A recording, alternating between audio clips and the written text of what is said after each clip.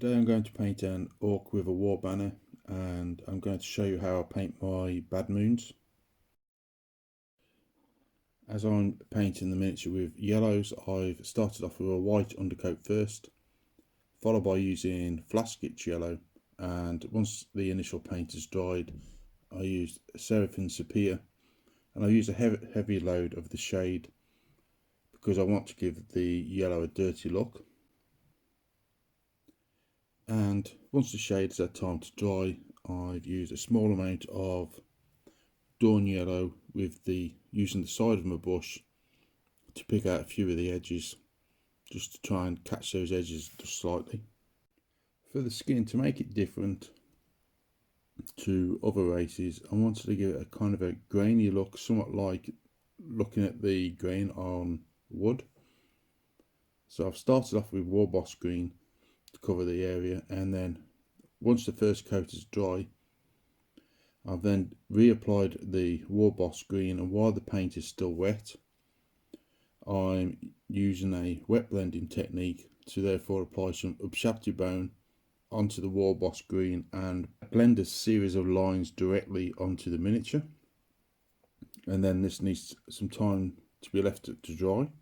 After it's dry, Agrax Earthshade has been put on as a wash to cover the skin area, and this will therefore not only sink into the recesses, but it also helps to blend the previous colours slightly.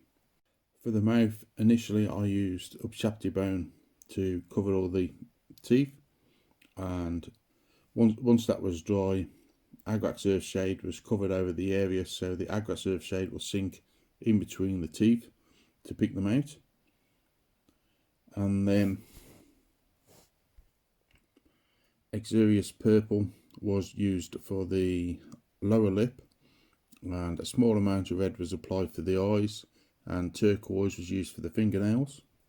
For the cloth areas, I wanted to make them look leathery, so I started off with Bugman Glow first, and then a light brushing of Keslev flesh, and you may want to use a second coat of the Keslev flesh on the more prominent areas just to pick them out.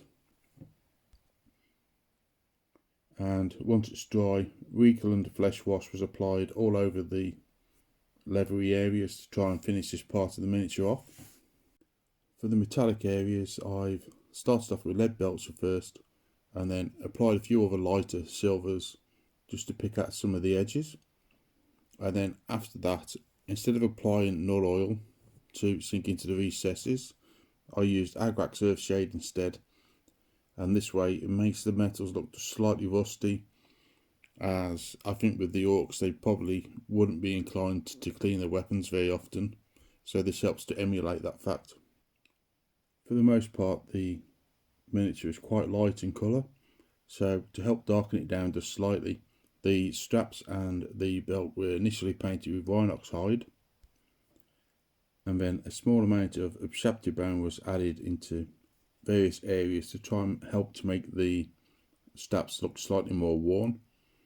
And once it was dried, a thin down glaze of rhinox hide was then applied just to tone the Upshapti bone down some.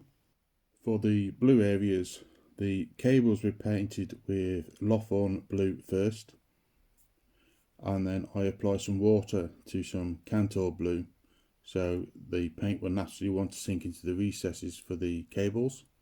For the top knot, the Cantor blue was applied first, and then Lothorn blue was dry brushed on to pick out the hair.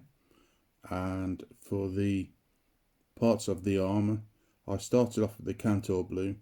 I then picked a mid-tone coloured blue. In this case I've used an old paint called Lightning Bolt blue, and I've wet blended it so it will grade the paint between the one colour and the other.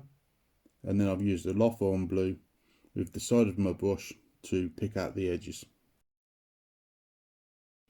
To see the end result, look at the link for the finished miniature below in the description. If you like the video, remember to subscribe to help the channel, and also send links to your friends.